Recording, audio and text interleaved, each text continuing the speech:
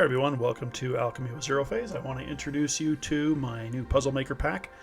This software set will allow all of you puzzle enthusiasts out there to generate to your heart's content different kinds of puzzles like Sudoku, mazes, crossword, and word search puzzles. When you make the purchase, you'll have a digital download. It's a zip file. When you download the zip file, just unzip it into whatever location you want. It's just called puzzlemakerpack.zip. Go into that folder, and then you'll run the start.bat if you're on Windows, or start.sh if you're on Linux or Mac. You'll have to confirm yes. Give it just a minute, and what it'll do is open up a web browser. When it opens up, you're presented with the console. Here's where you have access to the different generators. You have your word search generator. You can just specify the number of words. It'll automatically resize the maze. You can specify the minimum and maximum length of words. It works really well. It'll generate as many as you want. Okay, put it in something there with 50 words maybe. And there you go. You got a 50 word word search puzzle. You can manually set the grid width and height. I recommend just using the number of words and leave that on auto, and set the size of the words that you want and hit generate. These can be all exported. You can do individual puzzles or do a batch export. Make sure you check out the help, as it will instruct you on the different aspects of things that you can adjust. Okay, the next one is our crossword. Come in here, generate a puzzle. These ones take a little longer because there's a little bit more logic to generate on these. It will automatically resize the canvas to fit what your desires are on this, number of words, that kind of thing. Change the length of the words. Show and hide the solution. It will use an online database by default.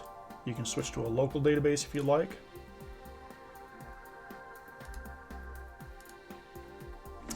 Again, you can export both batch and a single maze. And then the hints are all down here at the bottom. When these are exported, they are exported black and white so that you can put them anywhere you want. So they're not just black and this gray color. This is just more for aesthetics for the interface. Okay, next one is Sudoku. This is pretty simple. Create 4x4, 9x9, or 16x16. Just have a range of complexity.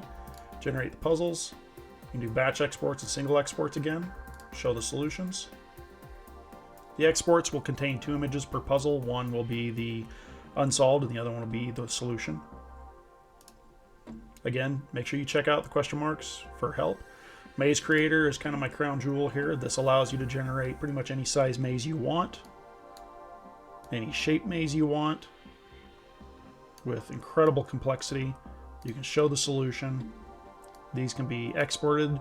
The exported image is a PNG that is scaled automatically based on the size of the maze. So you may get an image that's 8,000 by 8,000 if you have a really large one. This is to help with being able to actually see the maze and the puzzle. You can change the visual line thickness here.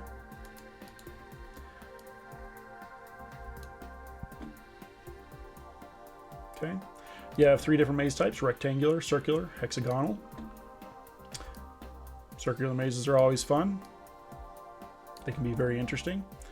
One thing you'll note is on each of the mazes you have a start and end point. They can be moved wherever you want, so you're not restricted to where it is initially put. You can reset the maze back to its defaults, hide the solution, invert the colors if you want. Hexagonals are always fun. Change the size of that, move the start and end points around if you want. It automatically generates the maze as you go. Again, you can show the solution. We have a masking capability so that you can actually customize the way these mazes look, creating some very interesting effects. One of the nice things about this is you can actually import an image and place that image and draw around the image, mask out the image itself, different characters. And that's one of the reasons I do export these as PNG files. They are alpha channels, meaning they are transparencies. You can import them into a Photoshop type program and lay them over an existing image. So if you have some images you want to add a maze to, you can bring them in here, customize the maze to the section you want, and then in a Photoshop program you can merge those two together. You can change the color of the canvas to any color you want, and the line color as well. So you can get some interesting effects.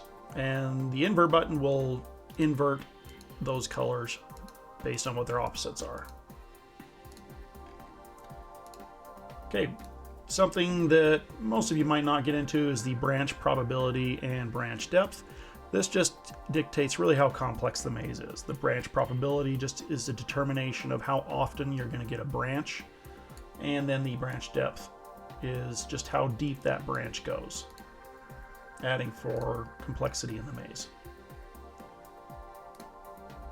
Okay, image settings. So when you import an image, let's say we have this one right here. Okay, if you hold down the Shift key, you can move that image around, and while holding the Shift key down, you can scroll up or down, and it will resize the image. So you can place that image wherever you want, and then mask around whatever portions you want, creating some very nice visuals that you can merge together in a Photoshop program while creating your art books or maze and puzzle books for sale on Etsy or Amazon or whatever you want. You can clear that and reset that. Change these back to their defaults here manually. We'll set that up maybe later to reset. When we click reset, it resets those. And export, similar thing. You can export individual puzzles or mazes that will be the 2 images of the unsolved and solved puzzle or maze. And batch export allows you to choose how many mazes you want. It exports a zip file where each set of mazes are in their own folder for organizational purposes. That's it.